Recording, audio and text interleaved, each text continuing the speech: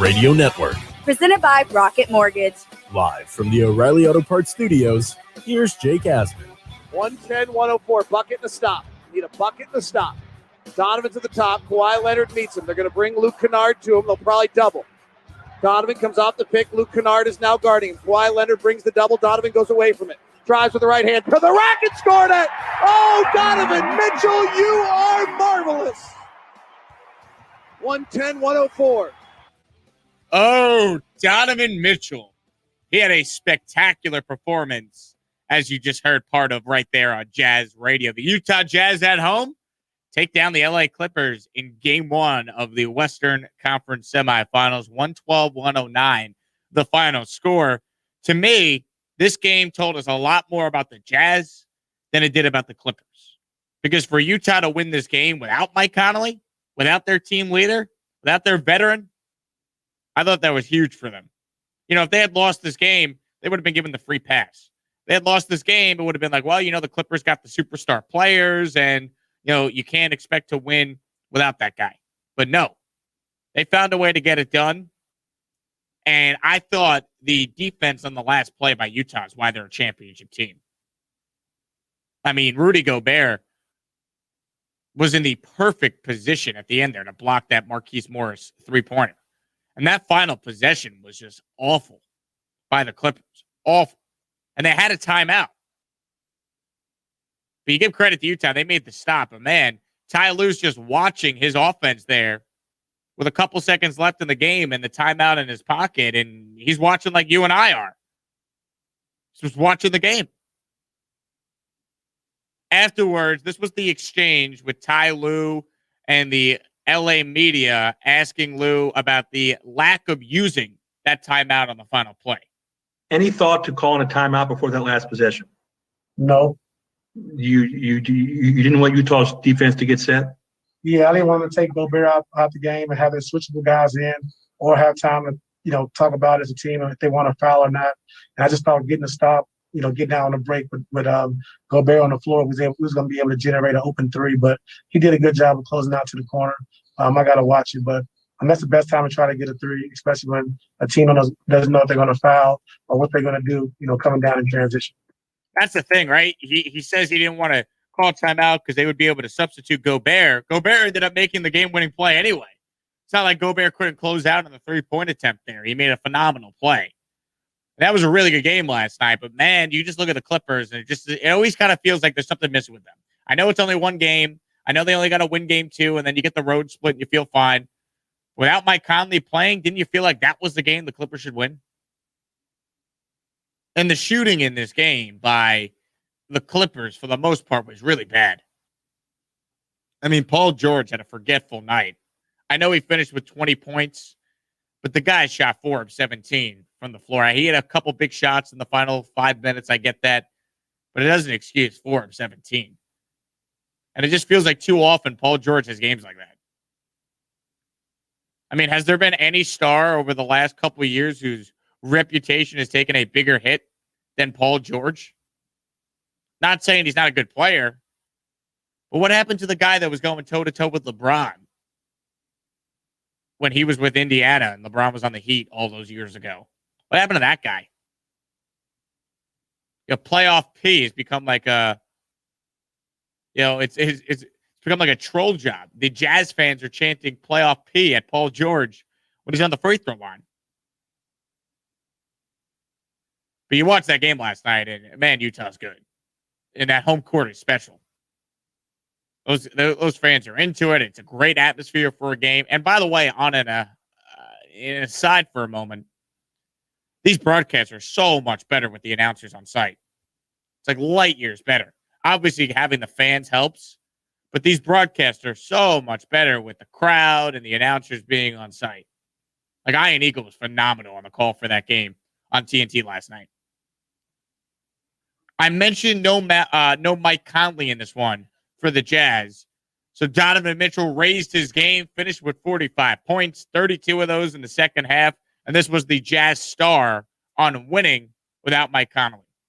You know, for me, just kind of come out there and setting the tone, especially without Mike, you know, where you can kind of get off the ball, understanding that, they got two guys who can really guard. So trying to make sure we continue to attack and keep them on their heels. That was really pretty much my mindset. Well, it was a pretty good mindset. It worked. Donovan Mitchell's unbelievable. And he's got such an advantage, too. Did you see this? Dwayne Wade now, because he's a part owner of the team, is sitting courtside. He's doing more coaching on the sidelines than, maybe Quinn Snyder is. He's giving Mitchell feedback. He's telling him what to do. And didn't that driving layup that we played for you coming back from the break at the top, didn't that kind of feel like it was a little Dwayne Wade-esque? Prime Dwayne Wade, driving in the paint. Euro step layup. Kind of felt like it. Fun game. I think if you're a Clippers fan, though, you wonder would the outcome had been different had Ty Lue used his timeouts and the Clippers were able to get to a defensive set. And would the outcome have been different if Paul George did not shoot 4 of 17? That's the question you have, I'd imagine, if you're a Clipper fan. 800-224-2004 if you want to get in on this game. Plus, on the live stream on Facebook and Twitch, feel free to write your comments or questions, and we will read the best responses over the air. As far as the first game of the night, I don't know if you could be that surprised that the Sixers came out the way they did. They were the team that had to come out with a sense of urgency. They were the team that had to come out desperate to win. They got off to an abysmal start in game 1 on Sunday. So all signs pointed to Philly showing up and coming out and playing strong. And they did exactly that. You heard about Embiid being a game-time decision. Until we actually see Embiid not playing one of these games, I'm assuming he's playing every game. Why wouldn't you? He played great in game 1. He scored 40 points. Or 39, I think it was. And then he follows that up last night with 40. 40 points on 13 of 25 shooting, 13 rebounds. He was the best player on the floor. And you look at what the Sixers had to do. It started with the effort in the first quarter. They led by 13. Now, Atlanta got back in the game because it's a game of runs in basketball, but Philly was the better team. I think they're the better team in the series. And it was a almost must-win for them in that spot. Couldn't go down 0-2 going back to Atlanta. But if you're the Hawks, you feel good about where you're at, right? You got the split. Go back to Atlanta. You did your job. One thing that would concern me, though, if I am a Hawks fan, what's happened to John Collins? I was texting with someone that covers the Hawks in Atlanta last night, and he goes to me, the poor team that's going to give John Collins a max contract or close to it.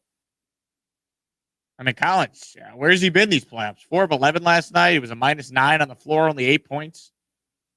I don't think Atlanta has enough if he doesn't start to play better.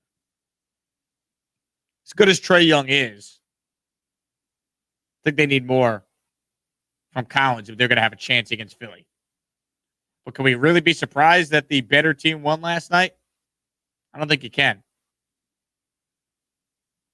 You had timely 3-point shooting from Seth Curry. Shake Milton's giving you 14 points. I mean,